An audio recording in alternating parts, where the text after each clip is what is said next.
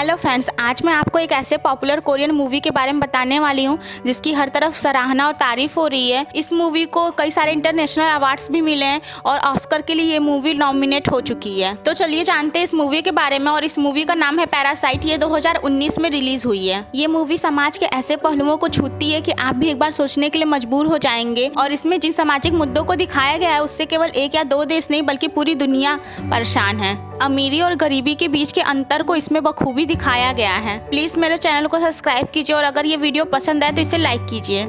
तो बात करते हैं इस मूवी की कहानी की। इस मूवी की कहानी शुरू होती है किम फैमिली से, जिसमें 4 सदस्य रहते हैं, माँ बाप और उनके बेटा और बेटी। वो काफी गरीब रहते हैं और किसी तरह अपना गुजारा करते हैं। वो एक बेसमेंट अपार्टमेंट में रहते हैं। की वू और की जियोंग वाईफाई के कनेक्शन के लिए परेशान रहते हैं और इनके पास किसी पिज्जा वाले का मैसेज आने वाला रहता है। दरअसल ये फैमिली पिज्जा बॉक्सेस बना के अपना गुजारा करती है। ये फैमिली इतनी मुश्किलों और गरीबी में भी आपस में एक साथ काफ़ी खुश रहते हैं और अपने अपने फील्ड में काफ़ी टैलेंटेड रहते हैं। जैसे की वू को इंग्लिश से काफ़ी अच्छी नॉलेज रहती है, वहीं उसकी बहन की जियोंग एक अच्छी आर्टिस्ट रहती है। लेकिन इनके पास करने के लिए कोई अच्छी जॉब नहीं रहती है। एक दिन की वुक का फ्रेंड मिनहुक उसके घर उससे मिलने आता है और उसके लिए एक गिफ्ट लेके आता है। वो एक स्टोन देता है और बताता है कि ये एक लकी स्टोन है और ये स्टोन जहाँ भी रहती है वहाँ वेल्थ लेके आती है। मिनहुक की वुक को अपना ट्यूटरिंग का जॉब ऑफर करता है। वो एक वेल्दी फैमिली में एक हाई स्कूल गर्ल को इंग्लिश के ट्यूशन से देता था, तो वो की वुक को ऑफर करता है कि वो विदेश जाने वाला है तो उसके जगह जाके उस फैमिली में उस गर्ल को वो इंग्लिश के ट्यूशन्स दे।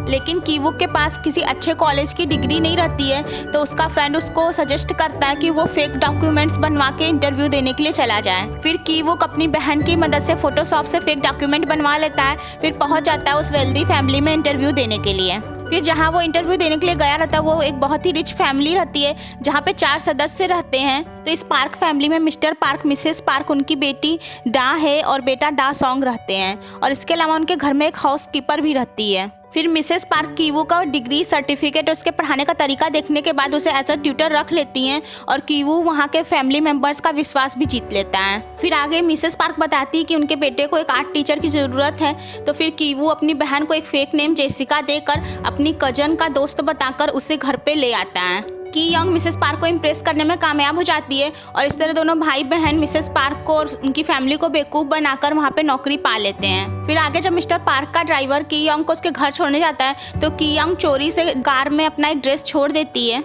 और आगे अपने पापा और भाई को बताती है कैसे उसने ड्राइवर को नौकरी से निकालने के लिए एक साजिश की है। फिर आगे मिस्टर पार्क को अपनी गाड़ी में वो ड्रेस मिल जाती है और वो अपनी वाइफ से इस बारे में डिस्कस करते हैं और उन्हें लगता है कि उनका ड्राइवर किसी वुमेन के साथ उस गाड़ी में था और उन्हें लगता है कि वो शायद ड्रग में भी इन्वॉल्व हो सकता है और इस तरीके से वो उसको नौकरी से निकालने की बात करते हैं। फिर आगे की यंग मिसेस पार्क को एक अच्छे ड्राइवर के बारे में बताती है और इस तरीके से झूठ बोलकर वो अपने पापा को भी वहाँ पे नौकरी पे रखवा लेती है। अब वो अपना नेक्स्ट टारगेट उस घर में रहने वाले हाउस कीपर को बनाते हैं, क्योंकि उसको नौकरी से निकालने के बाद उन्हें अपनी माँ को नौकरी पे रखवाना रहता है और उन्हें पता चलता है कि उस हाउस कीपर को पीच फ्रूट से एलर्जी है, तो आगे वो पीच फ्रूट का इस्तेमाल करके वहाँ के हाउस कीपर को बीमार कर देते हैं। फिर आगे वो मिसेस पार्क को इस बात का यकीन दिला देते हैं कि उनके हाउस कीपर को टीबी की बीमारी है और चूंकि घर में बच्चे रह रहे होते हैं तो मिसेस पार्क को अपने हाउस कीपर को नौकरी से निकाल देती हैं और फिर अपनी प्लानिंग के तहत वो अपनी माँ को वहाँ के हाउस कीपर की नौकरी दिलवा देते हैं। और पार्क फैमिली को इस बात का बिल्कुल भी अंदाजा नहीं रहता है कि ये चारों ही मेंबर्स एक ही फैमिली के हैं। वो उनको अलग अलग घर का समझती हैं। अब ये किम फैमिली काफ़ी खुश होती है क्योंकि उनको अच्छी खासी नौकरी मिल गई रहती है और साथ ही इन्हें अब अच्छा खाने को मिलता है। तो इस समय आप ये सोचने के लिए मजबूर हो जाएंगे कि कैसे वो खुद गरीब होने के बावजूद अपने जैसे दूसरे गरीब की नौकरी को प्लानिंग के साथ छुड़वाने के बाद मजे ले रहे होते हैं। फिर आगे पार्क फैमिली अपने बेटे का बर्थडे सेलिब्रेट करने के लिए कुछ दिन के लिए कैंपिंग पे चली जाती है और घर में केवल हाउस कीपर रह जाती है। तो फिर की पूरी किम फैमिली इस घर में आ जाती है इतने दिन रहने के लिए और वो यहाँ पे महंगी शराब, रूम, बाथरूम सब चीज़ का लुफ्त उठाते हैं और वहीं डेरा डाल के बैठ जाते हैं। फिर कीवू डाहे के साथ मैरिज के सपने देखने लगता है क्योंकि अब तक कीवू और डाहे एक दूसरे को पसंद करने लगे रहते हैं और फैमिली डिस्कस करती है कि इस ढंग से वो इस घर का दामाद बन जाएगा और ये घर उनका हो जाएगा।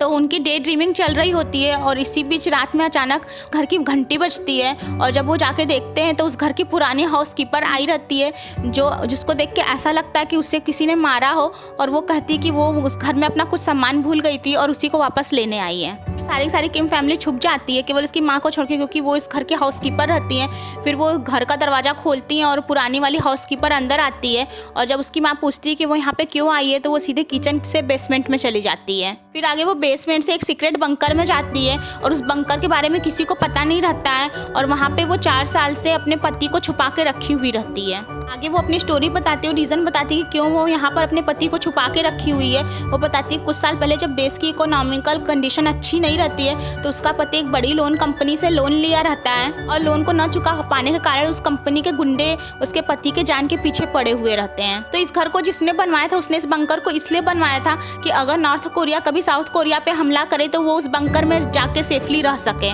तो ये ओल्ड हाउसकीपर उसी आदमी के यहाँ काम करती थी जिसने इस घर को बनवाया था, और आगे वो इस घर को पार्क फैमिली को बेच के चला गया रहता है, लेकिन पार्क फैमिली को इस सीक्रेट बंकर के बारे में नहीं बताया रहता है। तो इस ढंग से ओल्ड हाउसकीपर को इस बंकर के बारे में पता रहता है, और उस बंकर में सारी सुख सुविधाओं की चीज़ें रहती हैं, मतलब रेफ्रिजरेटर से लेके बाथरूम सब कुछ रहता है वहाँ पे। फिर आगे पुरानी वाली हाउसकीपर चुनसुक से ये रिक्वेस्ट करती कि उसका पति यहाँ छुपा हुआ है, ये बात किसी को ना बताए और यहीं पे छुपे रहने दे, और सप्ताह में 1 दिन बस उसे खाना दे दिया करे। लेकिन चुनसुक उसकी बात नहीं मानती और ओल्ड हाउसकीपर से कहती है कि वो अपने पति को वहाँ से ले जाए, और इसी बीच में एक्सीडेंटली किम फैमिली ओल्ड हाउसकीपर के सामने आ जाती है और ओल्ड हाउसकीपर उनका वीडियो बना लेती है और समझ जाती है कि ये सब धोखेबाज हैं और एक ही फैमिली के मेंबर्स हैं और पार्क फैमिली को बेवकूफ़ बना रहे हैं। तो इस तरीके से पता चलता है कि केवल किम फैमिली ही नहीं बल्कि ये ओल्ड हाउसकीपर की फैमिली भी पार्क फैमिली के लिए एक पैरासाइट की तरह ही थे और उनके ट्रस्ट का गलत फायदा उठा रहे थे। तो अब बाजी पूरी तरह से पलट चुकी रहती है और ओल्ड हाउसकीपर ब्लैकमेल करके उनको ऊपर ले आती है और पार्क फैमिली को वो वीडियो सेंड करने की धमकी देती है। आगे ओल्ड हाउसकीपर उसके हस्बैंड का ध्यान बात करने में भटक जाता है और पूरी की पूरी किम फैमिली उनके ऊपर हमला कर देती है और उससे वो मोबाइल छीन लेती है, और तभी घर का लैंडलाइन बजने लगता है। और फिर चुनसुक जब फ़ोन उठाती है तो मिसेस पार्क उसको बताती है कि तेज़ बारिश और तूफान की वजह से वो लोग वापस आ रहे हैं। तो दोस्तों इस खबर को सुनने के बाद किम फैमिली काफ़ी टेंशन में आ जाती है, क्योंकि वहाँ पर वो पार्टी का माहौल बनाए रहते हैं, सारी चीज़ें इधर उधर फैलाए रहते हैं, ऊपर से ओल्ड हाउसकीपर उसके पति का भी मैटर रहता है। तो वो जल्दी जल्दी सारा घर साफ करते हैं और ओल्ड हाउसकीपर उसके पति को बांध के वापस बंकर में डालते हैं, और इस बीच में चुनसुक खाना भी बनाती है। लेकिन इसी बीच में पार्क फैमिली वापस आ जाती है और किम फैमिली मेंबर्स को जहाँ जगह मिलता है वो वहीं पे छुप जाते हैं, केवल चुनसुक को छोड़ के, क्योंकि वो उस समय उस घर की हाउसकीपर रहती है। तो बेसमेंट का दरवाजा किचन में खुलता है, तो जो ओल्ड हाउसकीपर रहती है वो बेसमेंट के रास्ते से धीरे धीरे किचन में आने की कोशिश करती है और वो किचन तक पहुंच भी जाती है, लेकिन चुनसुक उसको धक्का मार के वापस नीचे गिरा देती है और नीचे गिरने से उसका सर दीवार से लड़ जाता है और जिससे खून बहने लगता है और वो बेहोश हो जाती है। फिर आगे डिनर करते समय मिसेस पार्क चुनसुक को बताती हैं कि कुछ साल पहले उनके बेटे के बर्थडे पे जब उनका बेटा आधी रात को किचन में आके केक खा रहा था तो उसे एक डरावनी आवाज़ सुनाई दी थी और एक भयानक आदमी बेसमेंट से बाहर आते हुए नजर आया था। तो चूँकि पार्क फैमिली को सीक्रेट बंकर के बारे में पता नहीं रहता है तो इसलिए वो उस बात को भूत से जोड़ती हैं और बताती हैं कि उसके बाद से ही उनके बेटे को दौरे आने लगे हैं, और यही रीज़न है कि वो अपने बेटे का बर्थडे घर पे नहीं बल्कि बाहर सेलिब्रेट करती हैं। तो दोस्तों जिस आदमी की बात मिसेस पार्क करती है वो कोई और नहीं बल्कि ओल्ड हाउसकीपर का पति रहता है, जो आधी रात को उस समय खाना लेने आया था और गलती से वो लड़का उसे देख लिया रहता है और वो डर गया रहता है। तो ये सब होने के बाद बारिश में उस छोटे लड़के डॉसोंग को बाहर लॉन में टेंट डाल के खेलने का मन करता है, तो उस पर नज़र रखने के लिए मिस्टर और मिसेस पार्क हॉल में ही रुकते हैं और उसी हॉल में टेबल के नीचे किम फैमिली छुपी हुई रहती है। फिर आगे जब मिस्टर पार्क काउच पे सोए रहते हैं तो उन्हें अपने ड्राइवर किम टेक की स्मेल आने लगती है, और फिर वो अपनी वाइफ को बताते हैं कि उनका ड्राइवर कितना अजीब और बदबूदार स्मेल करता है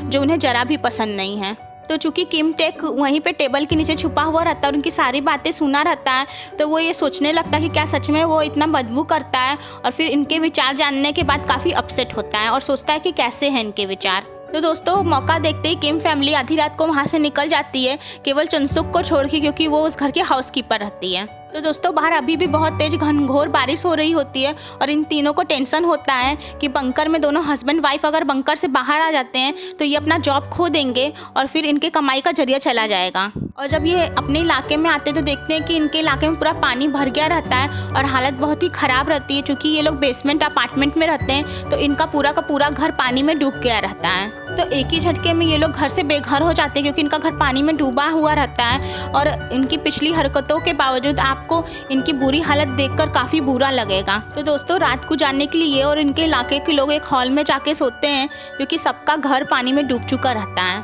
तो इस सिचुएशन को इस मूवी में इतने अच्छे से दिखाया गया है कि आप इसके एक एक सीन को फील करेंगे और अंदर से एकदम विचलित हो जाएंगे। तो उधर जो ओल्ड हाउसकीपर बेसमेंट में बंद रहती है, क्योंकि उसके सर पे चोट लग गई रहती है, तो इसलिए कुछ समय बाद उसकी डेथ हो जाती है। इसके बाद ये मूवी सोसाइटी के एक और पहलू को दिखाती है कि कैसे उस बारिश को अमीर लोग एंजॉय करते हैं, वहीं गरीबों के सर पे आसमान टूट पड़ा हुआ रहता है। तो चूंकि पार्क फैमिली में डाओसोंग का बर्थडे रहता है और उसका बर्थडे इस बार वो घर पे ही मनाने वाले रहते हैं, तो उसके बर्थडे के सेलिब्रेशन की तैयारी जोर शोर से चलती है। इस बर्थडे पार्टी में पार्क फैमिली सारे हाई क्लास लोगों को बुलाती है और साथ में किम वो और उसकी बहन को भी बुलाती है, क्योंकि उनको अच्छे घर का समझती है और ड्राइवर को हेल्प कराने के लिए बुलाई रहती है। आगे मिसेस पार्क को कुछ सामान खरीदना रहता है, तो कीटेक उनको ड्राइव करके शॉप पे ले जाता है और रास्ते में वो अपने फ्रेंड से बात करती हैं कि थैंक गॉड कल इतनी ज़्यादा बारिश हुई और आज मौसम इतना अच्छा है। तो दोस्तों, जहाँ एक क्लास के लोग यानी गरीब लोग उस बारिश की वजह से घर से बेघर हो गए, वहीं दूसरे क्लास के लोग यानी अमीर लोग उस बारिश को एंजॉय कर रहे हैं। तो पिछले रात बारिश की वजह से किम फैमिली को जो कुछ भी मुसीबत का सामना करना पड़ा रहता है,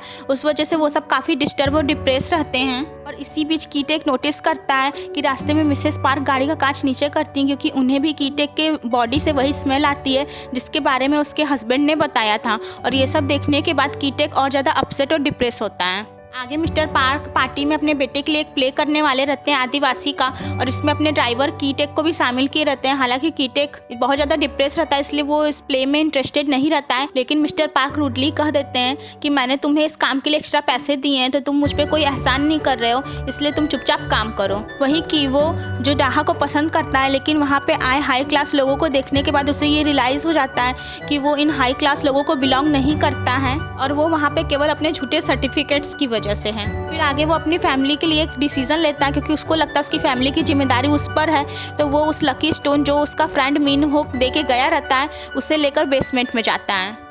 इसके पहले तक किम फैमिली अभी तक कोई डिसीजन नहीं ली रहती है कि उस ओल्ड हाउस कीपर और उसके पति का क्या करना है। तो वो वहाँ पे उस ओल्ड हाउस कीपर और उसके पति को मारने के लिए जाता है, और इस बात का उसको पता नहीं रहता कि ओल्ड हाउस कीपर तो ऑलरेडी मर चुकी है, और इस वजह से उसका पति काफ़ी गुस्से में रहता है और कीवो के ऊपर वो हमला कर देता है और उसी स्टोन से उसके सर पर तेज़ी से वार करता है, जिससे वो बेहोश हो जाता है और उसके सर से तेज़ी से खून गिरने लगता है। फिर आगे वो किचन में आता है और वहाँ से एक चाकू लेने के बाद पार्टी में आ जाता है और वहाँ पे वो कियोंग को पहचान जाता है और उसके ऊपर चाकू से वार कर देता है। उसके बाद पार्टी में अफरा तफरी मच जाती है और ओल्ड हाउस कीपर का पति उसको मारने के बाद फिर चंसुक के ऊपर हमला कर देता है और फिर चंसुक उससे स्ट्रगल करने लगते हैं अपनी लाइफ को सेव करने के लिए। और कीटेक उसी अफरा तफरी में नोटिस करता है कि डाहा उसके जख्मी बेटे को उठाकर लेके भाग रही है। फिर ओल्ड हाउस कीपर के पति को देखने के बाद डाओसोंग को वही भूत आ जाता है और उसको फिर से वही दौरा आ जाता है और चंसुक काफ़ी स्ट्रगल के बाद उसे मारने में फाइनली कामयाब हो जाती है।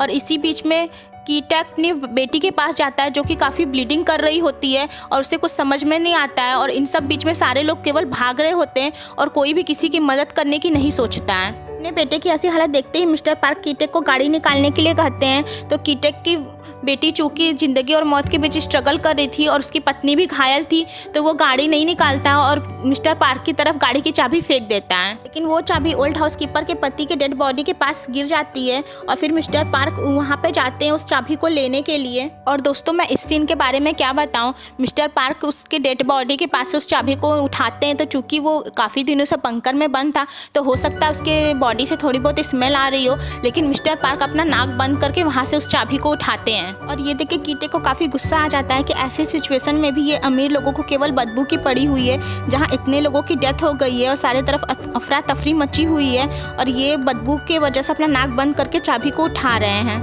वो गुस्से में उठता है और नीचे से चाकू उठा के मिस्टर पार्क को मार देता है और फिर वहाँ से भाग जाता है। मिस्टर पार्क और कियोंग दोनों की डेथ हो जाती है और आगे 1 महीने बाद कीवुक की आंखें हॉस्पिटल में खुलती हैं, जहां वो अपने सामने डिटेक्टिव और डॉक्टर को पाता है। और अभी तक पुलिस को बंकर के बारे में कुछ भी पता नहीं रहता है, लेकिन किम फैमिली की सच्चाई सबके सामने आ गई रहती है। कीवो और उसकी माँ को फ्रॉड करने के केस में कुछ महीनों की सज़ा होती है, लेकिन अभी भी उसके पिता फरार रहते हैं और लापता रहते हैं। पुलिस को उसके पिता के बारे में कुछ भी पता नहीं चला रहता है, उनके हाथ में कोई भी सबूत या सुराग नहीं लगा रहता है कि वो आखिर कहाँ गायब हो गया। फिर आगे कीवुक उस घर को दूर से देखने जाता है और सोचता है कैसे क्या हो गया, तभी उसकी नज़र एक बल्ब पे पड़ती है जो बार बार जलता बुझता रहता है। तो दोस्तों उस बल्ब का स्विच एक्चुअली में बंकर में रहता है और उस बल्ब के जलने बुझने का साइन एक मॉर्स कोड रहता है। फिर कीवुक उस मॉर्स कोड को डिकोड करता है और उसे पता चल जाता है कि उसके पापा उसी बंकर में रह रहे हैं। तो उस मॉर्स कोड के जरिए उसके पापा अपने बेटे को बताते हैं कि वो इतने दिनों से उस बंकर में छुप कर रह रहे हैं